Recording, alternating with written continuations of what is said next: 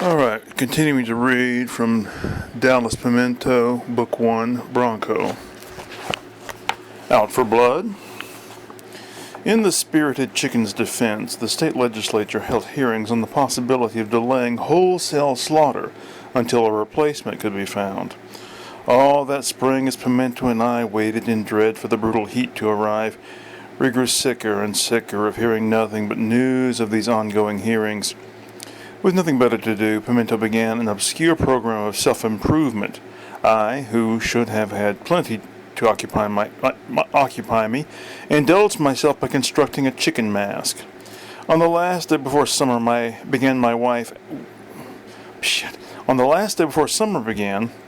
my wife went out to her bibliophile support group, leaving my friend and me at home. With his left hand, Pimiento wrote out the alphabet. I was adjusting my mask in the mirror. "How does this look?" we asked the other at the same time. Then we laughed.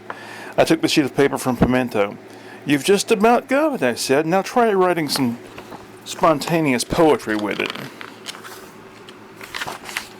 "So the chicken says, 'Let that be the first line of your poem,'" I called after Pimiento as he disappeared down the hall. The doorbell rang. I answered it in my mask and the robe I customarily wear on procurement holidays. "Yes?" I asked the man in the stained overcoat. "Dallas Pimiento live here?" he asked. "Sort of. Why?" "I've come to collect him." "Collect him?" "Yes. You know, don't you, that Pimiento is the legal property of the Loathe Procurement Ministry?" "What's that?" "Oh, come on. You're wearing a Diplodocus robe on Ansenberg Day. There's no need to pretend with me." I sighed. "Wait here," I told the man. "I'll get him." Pimiento gave me his poem as a parting gift. I offered him the chicken mask in exchange, but he told me he would rather keep the key. So many strange ones. The factory made paper out of pigeon feathers. Invited for a tour of the facility, Rectus Aimwell discovered that he had an allergy to the feathers within a minute of stepping onto the processing floor. "This happens sometimes," the facility's director reassured him calmly. He guided the watery-eyed Aimwell to a disused office where Aimwell's condition continued to worsen.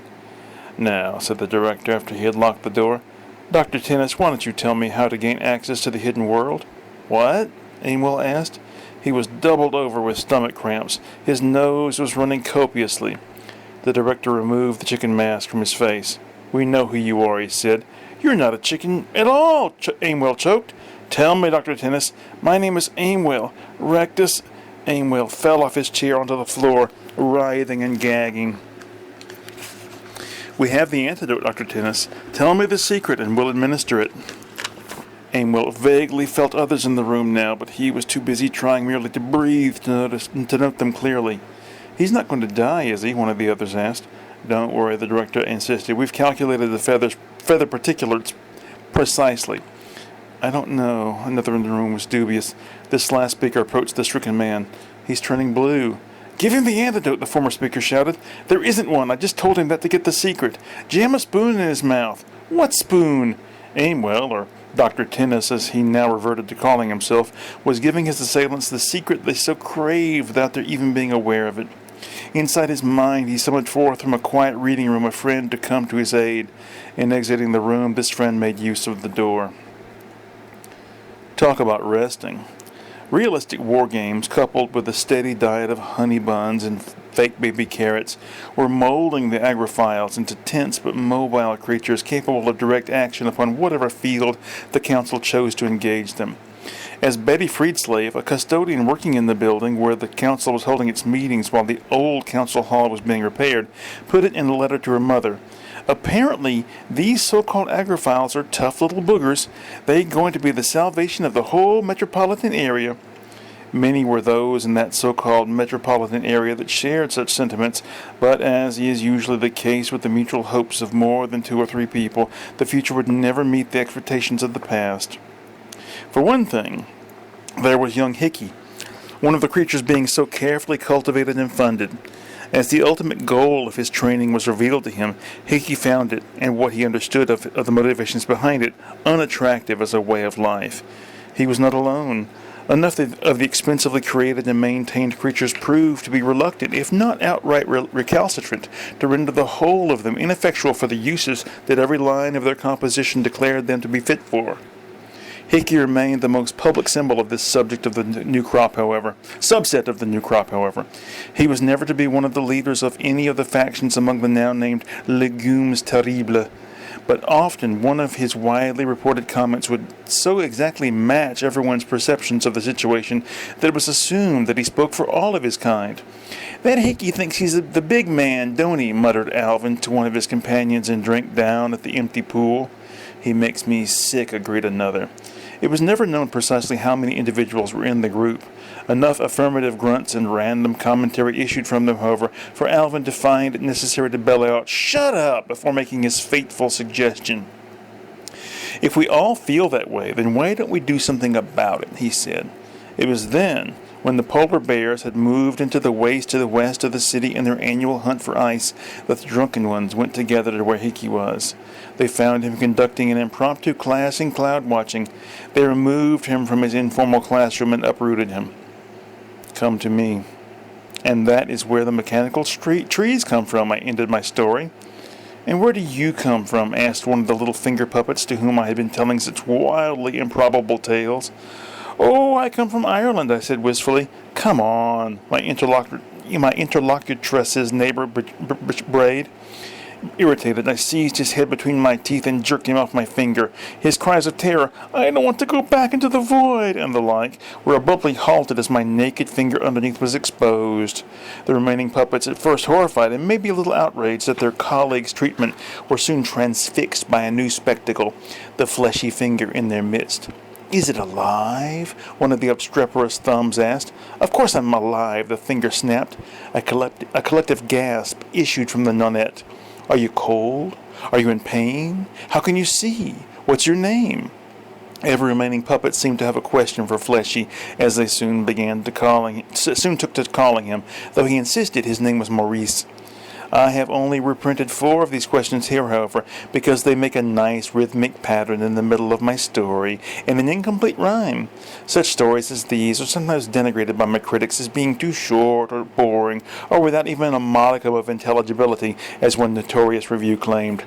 Would that I could bite the heads of such dullers as I would an equally irritating finger puppet and send them into the void. In the days that followed, Maurice became a fully accepted member of the group, though I'm sure that some, if not most, felt that he was an unsatisfying substitute for Brad, the missing puppet, who had been quite a character. The whole scene grated quite... What? Can't read this word. The whole scene integrated quite suddenly and violently one day, which is better, I guess, than everybody just sort of slowly drifting apart, when my wife, sniffing the air, demanded to know what was that offensive odor. Zeroing in on the source of the stink, she snatched the sweaty, sticky puppets from my fingers and threw them in the wash. Send off the whistle. Close examination of the dilapidated barn yielded no clues concerning the car that had been found abandoned in Mrs. Hawes' backyard. Inspector Smedge and his men stepped warily through the high grass that surrounded the barn. "Sure is snaky," one of the junior operatives commented. Smedge himself didn't like it either. This scene reminded him of visiting obscure elderly relatives as a child. It was a hot day in June, and except for the tramping of his team through the overgrown field, there was a stillness to the air that gave even the inspector the creeps. He gave it another minute, then pulled his men out. Mrs. Haw was no help. She was probably the oldest person that any of them had ever seen. She lived alone in the big farmhouse and had been gradually losing her wits for as many years as Smedge had spent on the force. After dutifully informing the old woman that he was about to leave, Inspector Smedge emerged from the house and went to the mysterious vehicle. "It's the damnedest car I ever saw, Inspector," said one of the Smedge's men as they approached. "I never saw anything like it either," Smedge agreed. It was tall and boxy like their conceptions of a London cab, but there was no obvious place for an engine. In the front of the car protruded a large head made of the same material as the rest of the body. "Is that fiberglass?" Smedge asked, running his hand over the side. "Inspector," one of the operatives on the other side called, "do you hear that?" They had succeeded in opening one of the curiously placed doors, but not in discovering how one started the car. Smedge put his ear against the side. He could hear a faint rumbling, almost like the purr of a cat. Curious, he went to the odd head. The face on it appeared to be sleeping. The eyes were closed. "He looks like a wrestler, don't he?" Charlie, near Smedge's age, chuckled. Smedge peered into the car's face. He studied the shuttered eyes. He reached out and carefully took the edge of one of the eyelids between his fingers. "I'll be damned," he said. Beneath the eyelid was a glistening eyeball. At that moment a whistle sounded from the area of the old barn. The other eye opened of its own accord. Smedge jumped back. Both eyes looked out at the world with sublime mechanical indifference. The mouth below opened to admit a high-pitched, squeaky answer to the whistle. The unseen anus in the back released a quart of chalky, odorless waste.